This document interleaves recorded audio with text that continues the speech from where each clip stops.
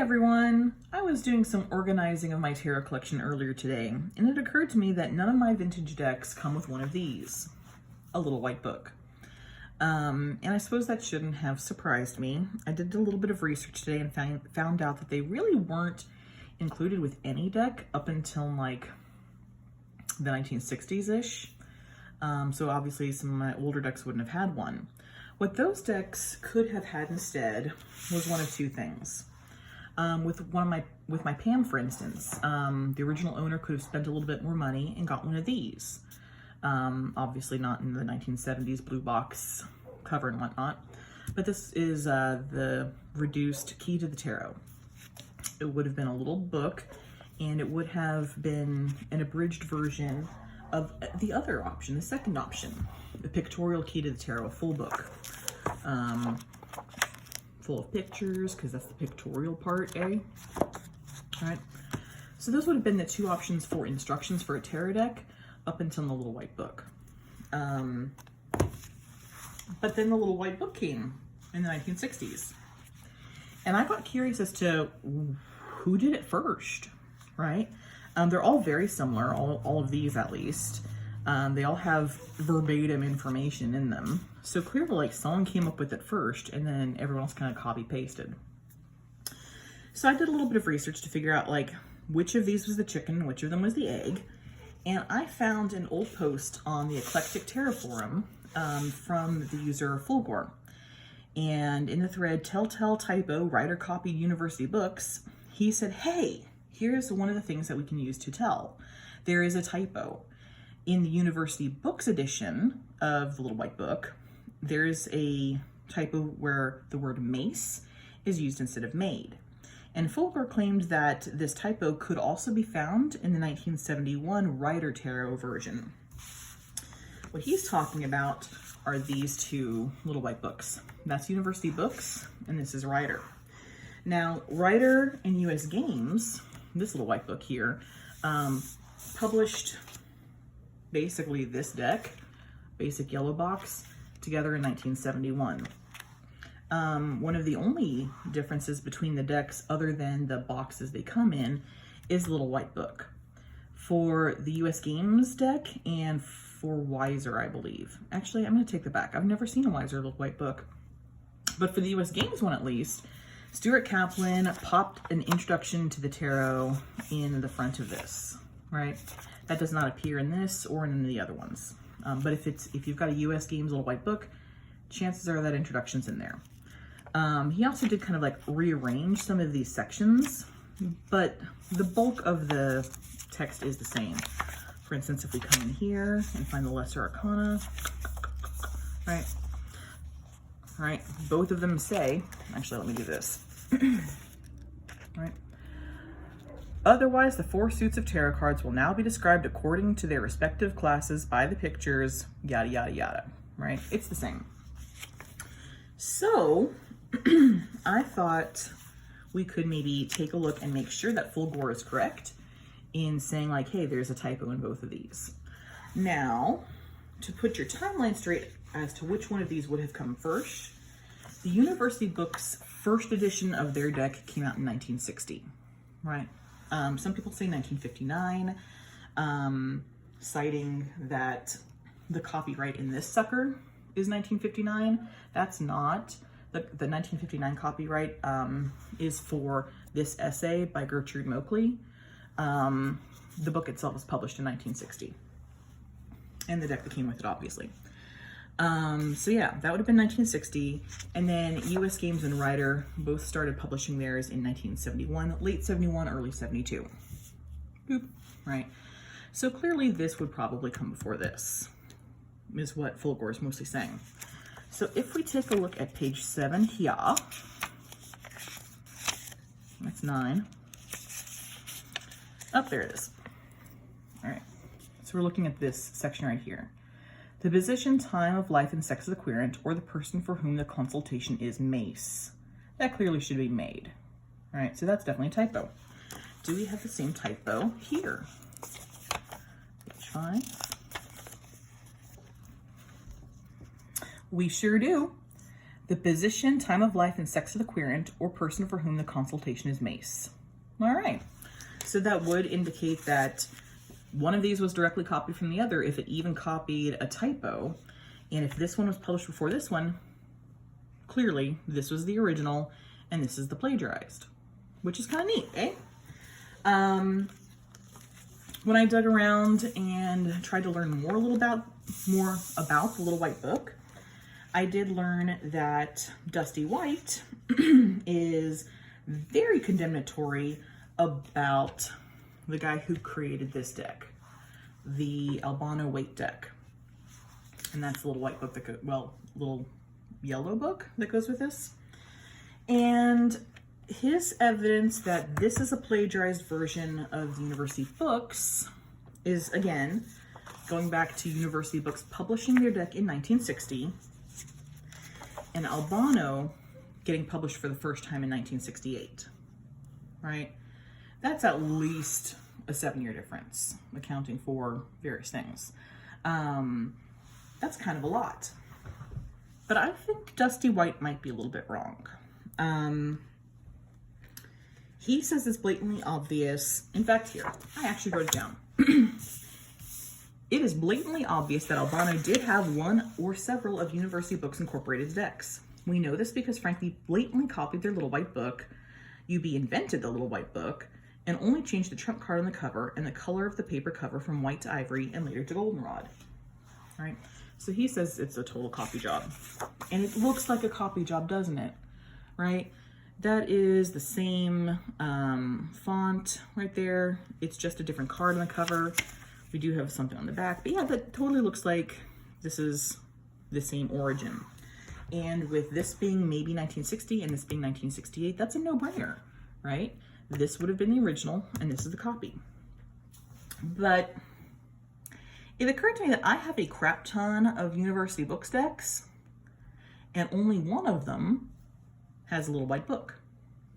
Now, that doesn't surprise me entirely because this box is not really made to accommodate a Little White Book. Like, I actually don't even store it with that because my Little White Book is in great condition. And if I put it into the box it comes in, it'll get mashed up and mangled and I'll destroy it. So I don't even keep it in the box. So it very well could be that whoever, originally bought these things, they could have lost their Little White Books, they could have destroyed their Little White Books, all sorts of stuff. But it also occurred to me that I have never seen any edition of the University Books deck other than the ones that come with this misprint on the back. I don't know if you can see that. You see how the zip code is 1104? Yeah. The only times I've seen a Little White Book come with University Books deck, it has been with 1104, right? Now that could just be a thing, right? If you are thinking about all the different times that the University Books deck was published, the print run, I guess, that is the most numerous is this one. If you find a used University Books deck online today, chances are it's going to be this one. There's just that many more of them than any other edition. But even so, not too many of these have this Little White Book. So I got to thinking, well, what could have happened? When did 1104 come out, right? And I don't know when it came out. But what I do know is there were 2 editions that came out before this one. The first one came out in 1960. So this one is probably on track to have gotten printed at least by 1965. I did also find out that University Books did get sold in 1966-ish, 1965, 1966, somewhere in that realm, by the Lyle Stewart Publishing Company, right?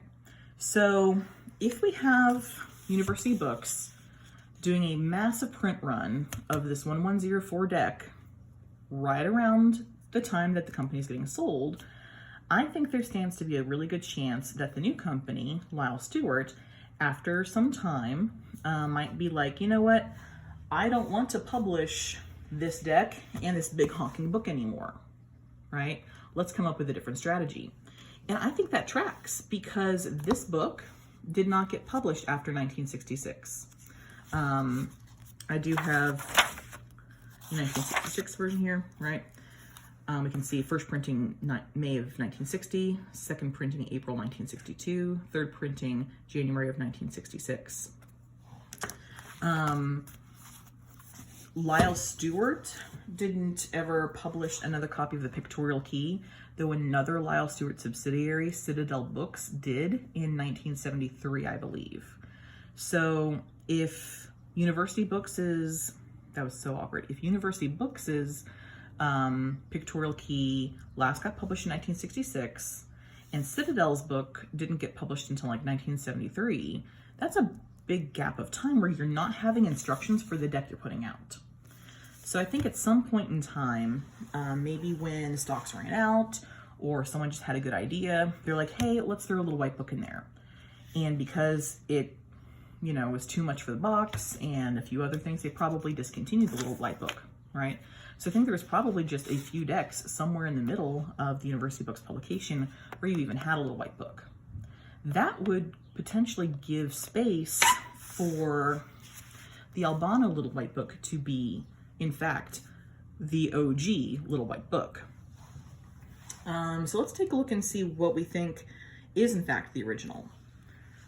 Firstly, let's take a look at these boxes and the little white books. Right. When I'm looking at these little white books with the total packaging, right, it doesn't look to me like the University Books deck, I'm sorry, the University Books little white book goes with the deck. Here we've got this tarot, this stylized tarot, which is really identifiable, but nothing else in the packaging looks even remotely like that. Let's take a look at that, right? So there's another use of the word tarot, totally different font, right? This font, however, is used throughout the deck, right? Anytime you see it, that's the way it's done. We never see that. We also never see the font that's used there for the instructions anywhere on this packaging, right? So this just doesn't look like this. Inside, right, we also don't see any of the font on the outside carried through to the inside. That's an entirely different font system altogether. So it just doesn't look like it fits. And there's nothing in this book that brands it for University Books. Absolutely none. Except for this in the back, right? Pictorial Key. We've got our advertising thing back there. Okay, so that's fine. But this font sure doesn't look like the font that was on the front, right? So that's weird, right? I deal with an awful lot of plagiarism in my day job, and one of the things I am very good at is identifying plagiarism. And one of the things I look for there is, do your fonts match? Because not gonna lie, a lot of students don't change their font when they're copying. Rule number one of cheating and getting away with it. When we turn our attention to the Albano and its little white book, I think we see a lot more cohesiveness. This is one of the earliest editions of the Albano Waite deck. It's got this Melrose Avenue address here. I think that was their first address. It's also got this accurate color tone. I think they changed it to like new color tone or something like that afterwards. Moon Baby, Brant, knows way more about that than me. But when we're looking just at the front of the box and this, we see more cohesiveness. The same card is on the front of the box that is on the instructions here. University Books didn't even do that. They put the Fool on the cover and the wheel on the Fool on the box and the wheel on the cover. Like, why? Why would you do that? Here we have Sun and Sun. We also have similar font. Take a look at this instructions here, right? Instructions. Those two are identical, right? They're even the same size. When we look at other areas of the box, let's take a look at that. Actually, let's do this. That tarot is the same as this one, right? Take a look at that swoopy A, right? This is the same as this. So they're using the same font all the way through the packaging. When we look at the Little White Book itself, it's of a way higher quality than the University Books one. It's bigger, which is nice. You can actually read it a little bit more. The paper on this one, really flimsy, has a basic, the same paper on the cover as what's in the book. This one's different. It has a nice thick cardstock on the front, and kind of like this really sweet onion skin paper. It's actually really high quality paper for the inside. And when you look at something like this, they're using the same font on this cover with where we have the instructions for all the headers on the inside, right? So the cohesiveness of this Little White Book is way better than it is with this one. And I think another big tell will probably be that typo.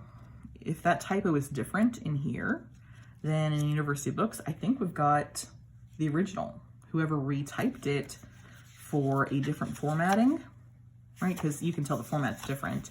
You have different things on different pages. So someone had to retype this. So if we do have typos that are present in University Books, but not in Albano, we probably have a good original for Albano as opposed to University Books. So let's find that section. All right, here we go. The position, time of life, and sex of the querent or person for whom the consultation is made. M-A-D-E, not M-A-S-E. To me, like, because we have no typo here, because we have greater cohesiveness of the packaging, I'm thinking Albano was the originator of the Little White Book. At least the Little White Book we know and love today. To me, I think that tracks with the rest of what Albano has done. Even on Dusty White's website where he smacks Albano for being a plagiarist, he also, in the same breath, says he's an innovator, right? He says that Albano was the first person to come up with a miniature tarot deck. He's also the first person to come up with a giant tarot deck, the first person to come up with a majors only deck, and the first person to use yellow packaging. All of these things Stuart Kaplan copied from Albano. A yellow box, the big deck, the little deck, a majors only deck, right? Right down to the contents of the Little White Book. So yeah, I don't think Frankie Albano plagiarized from University Books. I think University Books, probably Lyle Stewart, plagiarized from Frankie Albano. And that makes sense. For those of you who don't know that much about Lyle Stewart, that whole company, it was a company that was based on plagiarism. They stole a lot of different books. They made up books. They had all sorts of different kind of shady operations that I'm not too sure would fly in publishing today, but it made them a lot of money and they were very sensational. So if that was their company's ethos, why not steal something basic from this, you know, mom and pop operation out in California? So that's my thoughts on where the Little White Book came from. I hope you enjoyed them. Bye.